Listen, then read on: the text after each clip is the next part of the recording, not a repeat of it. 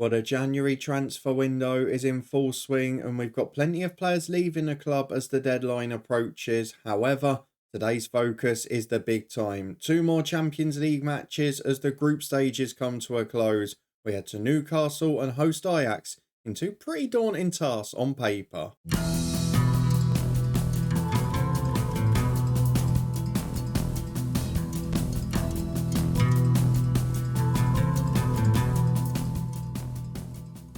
Yes, hello and welcome along to part 134 of this Build a Nation story, Lifting Spirits with me, Daniel. We are back today with a trip to St James's Park in the first of a double header to close off our debut Champions League group stage season. And to be fair, we've got a bit of weird scheduling in between the two as well. We've also got a few injuries, and for the first time, a big hitter is out long term. How are we going to react to it? Well, domestically, it's been okay. If you're looking forward to seeing what happens in this one, then please do put a thumbs up on the video. It's interesting to note as well domestically, Linfield are still on course for an invincible season.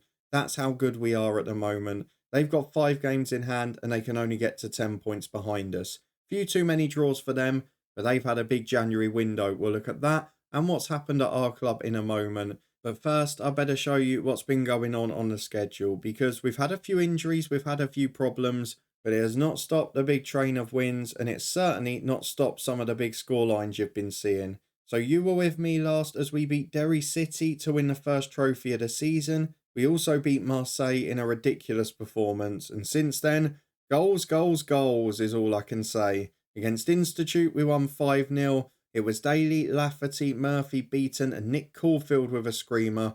The same number of goals scored against Cliftonville, albeit a couple at the other end. 4 for Scully and 1 for Merivale Austin. 2 for Scully got us the win in the SPFL Trust Trophy. That was at Inverness. A 4-0 win against Crusaders. A big rotated squad, but Beaton, Lafferty and a Griffiths brace was enough. A first-minute goal started a 9-1 win at Cliftonville. Merivale Austin scored. Scully got 5, Misselidis got 2, Cowan got 1 as well. I think we were 6 or maybe 5-0 up. No, it was 6 when we got the red card.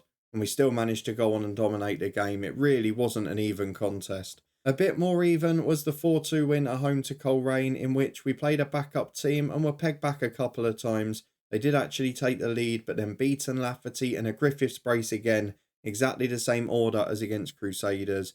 Against Ballymena into January, a 5-2 win, 4 for Misselidis and 1 for Mark Scully. A 3-1 win against Glentoran. A good goal from Morgan Griffiths, followed by 1 for Lafferty and 1 for Parry. Against Glenarvan, we won by 7-0. Misselidis, a gash brace and 4 for Scully in that game. A 4-0 win against Portadown with Parry. Owen Kidd getting his first for the club.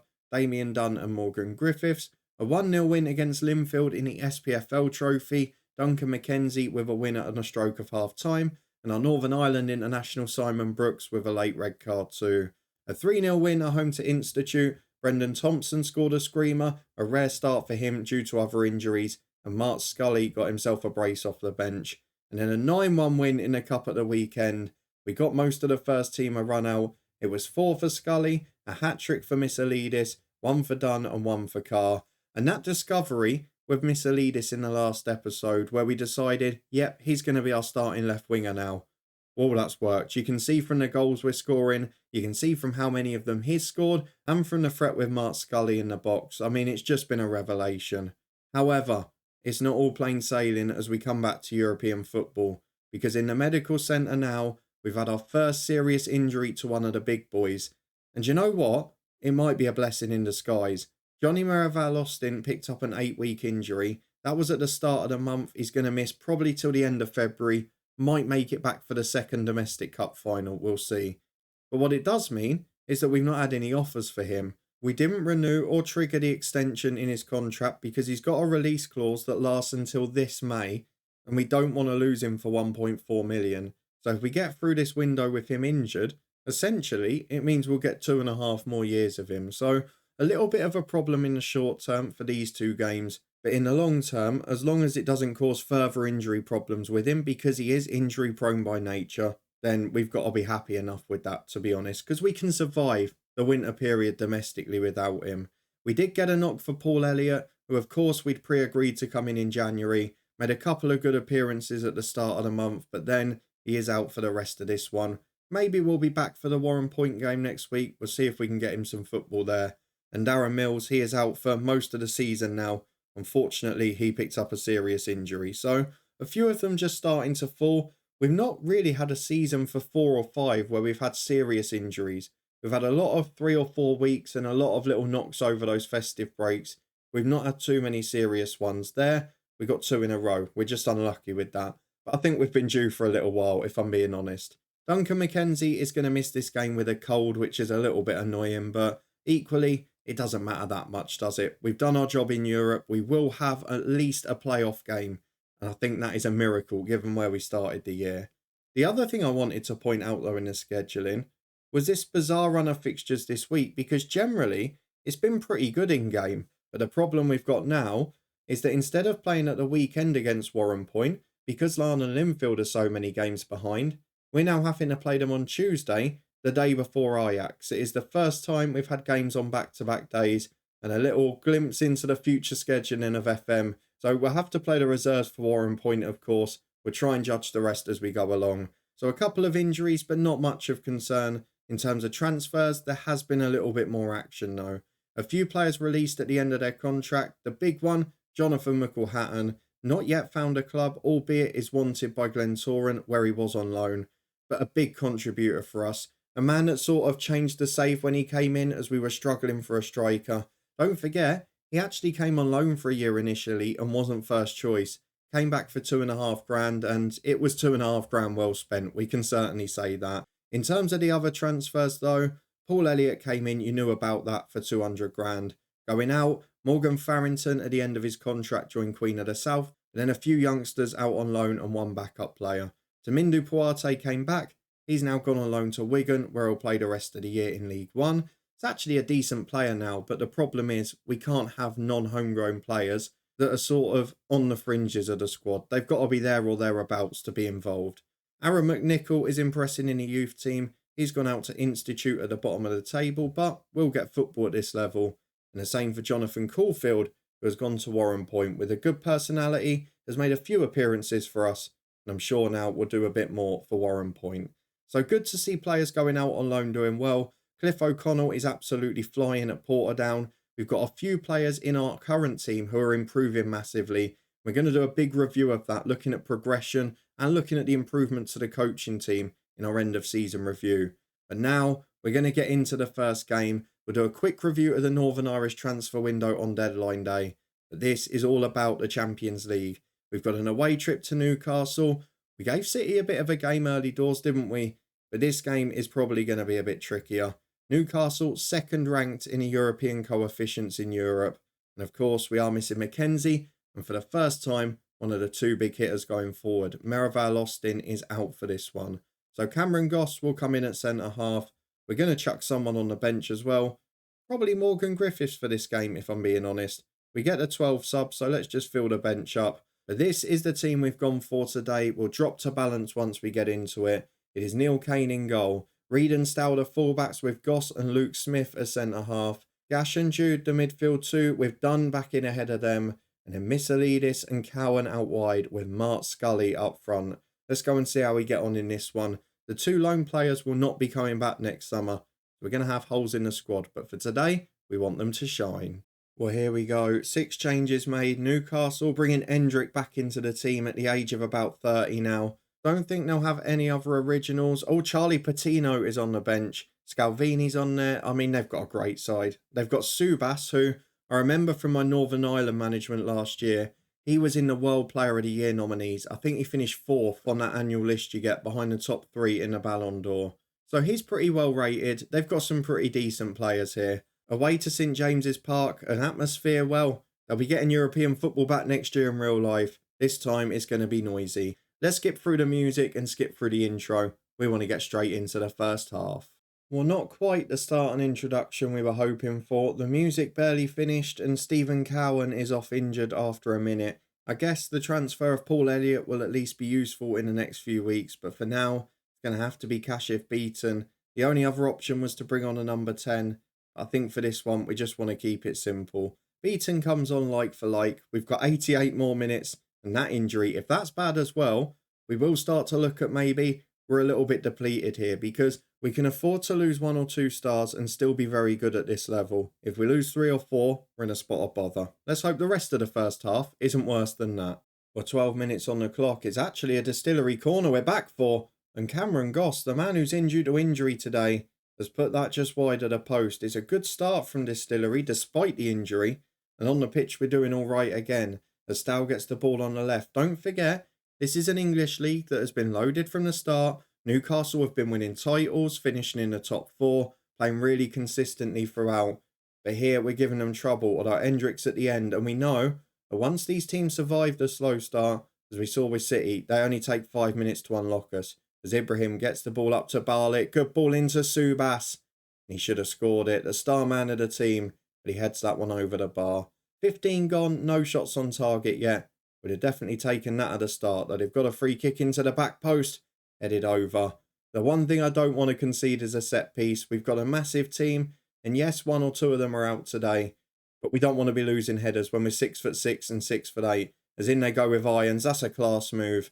And he's put it wide, but they're starting to open us up here. I'm going to do what I did last time against City with the fullbacks, just get them to defensive duties. Reed is actually brilliant in that role. Stow, picking up a few red cards this season, which is a bit of a worry. Seemed like that mad lunge in last year's final has just really got him ramped up this season. He's given away 2 already. As Subas picks the ball up on the right. Got an overlapping wing back, and again, we're just trying to contain at the moment, but look how many men they've got in behind. Subas puts it in. I mean, he is a ridiculous player. I'm going to show you him in a minute so you can see how good he is. But Newcastle deservedly take the lead. And this was always going to be a tricky one. That's how good Subas is. 300 grand a week, Belgian international, worth £250 million, and one of the best players you'll ever see on this game. Back to the match we go. Well, 10 minutes to the break. It's a Newcastle throw. A long one headed away by Smith and flicked on by Beaton, the sub. Basically playing 90 minutes, which will cause a trouble for the weekend. As iron shot is deflected into the arms of Neil Kane, and it stays just 1-0. We've not had a shot on target. We've very much been second best, and without Cowan and without Merivale Austin as well, we have lost a bit of that attacking threat we're so used to. It's the first shot I can remember, or the first game, sorry, where we've not had a shot on target in the half. But as we get through the half time, it is a dominant display by one of the best sides in world football, and Newcastle United are tearing us apart. Let's have a quick look actually at Newcastle. Whereabouts are they? They're 3rd in the league. Last season, they've won it back-to-back years, the Premier League. The Champions League, I'm sure they've done pretty well in as well. They were runner-up in 2034, so the season before last. This is a pretty big deal, this team we're playing. And to only be 1-0 down after 55, in spite of 3 or 4 key injuries, I'm pretty happy with, in truth. We've got a few players we'll probably need to take off now. Maybe we think about bringing on a holding midfielder, just trying to contain the score a little bit, because this is one of those few games where we really can't win. With the injuries we've got, I don't want to knock the confidence. As that one's into the back post, it is 2-0. Let's think about what we can do here. We're going to take off Stout on a yellow card for Carr. We're going to take Damien Dunn off, I think. And we're going to go for who can play holding midfield. Tell you what we're going to do. Jude is going to be replaced by Daly. He's the man that's going to go in there. We're going to go for a combination of Daly and Dunn. And then Gash is going to drop into the holding role. He will be a defensive deep line playmaker on defend. And then Daly will become a deep line playmaker on support. From that point on, we're looking out wide. Missalidis struggling a bit. Scully the same. Do we take either of them off? We've only got 2 subs remaining anyway. I'm not sure who improves us at this point. I think we're going to leave them both up there. And we'll leave it for 10 more minutes. Then we'll make a couple more if need be. 2-0 to Newcastle United. They thoroughly deserve their lead. Well, 20 to go, and there's no point risking injuries here, so let's get the last couple done. We're going to take off Gavin Reed for Tommy Murphy, and then we're going to give young Owen Kidd a rollout because he deserves the opportunity. Still won't be willing to join us at the moment, which is a frustration to me, but he's going to come on, he's going to play in that playmaker role, and in fact, we'll just put him in there as an anchor on defend. Get the job done for 20 minutes, keep the score down, and hopefully do a bit better against Ajax next week as they've got a man over on the left. How have we not spotted that? Alexandra in, off the line from Goss. That's brilliant. 10 to go, 2-0 Newcastle. It has been a real mauling, to be honest. They've been by far the better team. But look at where we are in this Champions League phase. We've got 12 points. We're already through to that last 24 game. And I really can't wait for it. Ajax at home to come next week. We'll get through Warren Point off camera. And we'll see what's happening on deadline day. And play our final Champions League group stage game. Well, here we are ahead of our final Champions League group game against Ajax. Hopefully we can pick up some points. On other European news in the nation, Linfield have made it through from the Europa Conference. Larne didn't quite make it. We safely evaded Warren Point with a 3-0 win. A first-minute goal for Morgan Griffiths before a Daly penalty and Paul Elliott's first goal for the club. Great to see him getting on the score sheet. And today we have got a chance, with everyone well rested, of doing well against Ajax, who, to be fair, have got the youngest squad of anyone we've played in this group so far. Darami is the one original who is very old now. They've got a couple of other over 30s, but most of them 25 and under, as we've got 6,000 fans in a distillery. That's great news. 11 changes from the game last night, I'm sure. Let's see who we can get out today, because Stow is suspended, so Kyle Carr is in for him. Mackenzie is back at centre-half after illness. He replaces Goss. Then what are we going to do in the midfield? I think we're going to juggle it around a bit. So Missalidis will play off the left still. Dunn will move to the right wing with Beaton going in the middle, but they can rotate if we need them to. As you can see, the bench is nowhere near fit. So depending on how we're doing, you might see a few of the youth players come on. But there are 2 or 3 experienced ones in the shape of Parry and Hamilton and Daly, who are just about okay if we need them. But let's hope this 11 can get the job done tonight. The scheduling is crazy. Northern Irish football is going global. And we've got a big game against Ajax of Amsterdam. And to be fair to them, despite a few injuries, they've almost filled the bench. Still the problem with the managers, we've mentioned that before. Unfortunately, there are a few small downsides of starting a save in the beta. But let's go and get through the dressing room. Tell the lads and the world how good we can be. And into the first half we go. Again, we'll avoid the music and intro.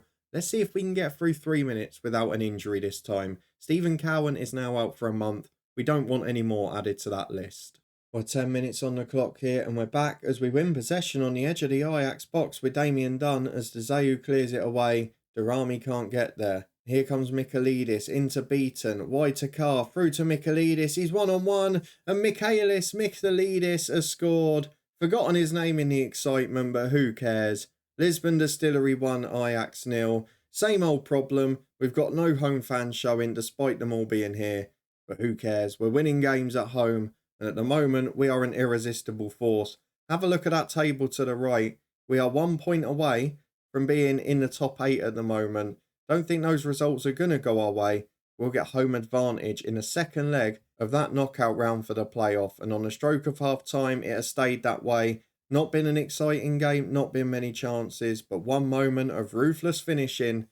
And this is the difference. What a deadline day signing Missalidis has proven to be. He's added genuine quality. A player who again is top championship, maybe low Premier League level. And is a former youth international with England. We've got people who are physically imposing, technically very good. I really like the profile of this team, but at the moment, it's only 1-0 and Dzeu is at the other end for Ajax as they get the ball in. Well dealt with by Gash and Missalidis. Scully will hold the ball up on the left-hand side. Not had much service today, but does really well there. And with an hour gone, the danger has passed and we are still looking very comfortable at the minute. Got to be careful with the fitness here, but we know on the bench we're a bit light again. So I'm going to leave the subs maybe 10 minutes later than I would usually, because we've got to be fit again in 3 days, and it will probably be largely today's subs who I'm relying on. As Zen gets the ball into the Corte, ball into the Rami's headed over. I mean, it is quite useful that we don't need a result here. You can see a few of the legs struggling as Reed puts a free kick in, headed away. Can Beaton get there? He can't. Gamara brings it over halfway, but Dunn does incredibly well back there, and he finds Damien Jude. He sent a complaint recently about not playing first team football, which was really odd. But it doesn't matter for now. He's happy to accept a squad role as Carr gets down the left. What a performance he's had. Really grown in confidence since he made his Northern Ireland debut. And Damien Jude, he's not unhappy now. He's starting the big games in the Champions League and he is rifling strikes into the top corner. It is 2-0 with 15 minutes to go. And now we will go and make the changes. Back in a moment when they're done. Well, three changes made. It is Daly, Parry, and Lafferty that have come on as Carr's got a throw on the left-hand side. Parry's in at number 10. Beaton moves over to the right. And Damien Jude is carrying it forward to Daly. And Beaton. Good ball for Scully. Not really had any service today. But that's Mark Scully's game. One chance, one goal. The man's a machine. We're 3-0 up. This is unbelievable, and it's not that we're a better side than Ajax, and I know about the lack of ambition away from home by AI sides, I'm not disputing that. But the fact that we're winning these games comfortably is a very clear difference from before. We've got genuine attacking talent, and physically, we've built a frightening side. As Parry gets in again, it deflects through to the keeper, and it's going out for a corner kick. Let's just make the last couple of subs, save a bit of fitness. Damien Jude will be replaced by... Could I bring the youngsters on? I think we're going to. Matthew Harkin is going to come on as the deep line playmaker. And then the final one, I'm not really sure what to do. Maybe give Scully a bit of a rest. Perhaps that's the right move. Let's take him off. Let's move Parry to the left wing. And as number 10, Nick Caulfield will come on. The two youngsters getting the moment of their lives. 4 minutes against Ajax. They'll tell their grandkids about that one. As Gavin Reid has got a corner. Ball to be taken as an in-swinger. Plenty of options in the middle. And again, we're always dominant from set pieces. But for now, it's going to be an 11th place finish in the group. Another 2 million into the club. I mean, this season, and probably the second half of last as well, has been the real stepping stone in this save. We've gone from 2 years ago, looking like we wouldn't even become the dominant force in Northern Ireland, to now looking like we might become a big force in Europe by the end of this save. If Linfield can keep plodding along behind us, we'll have a look at them too on deadline day.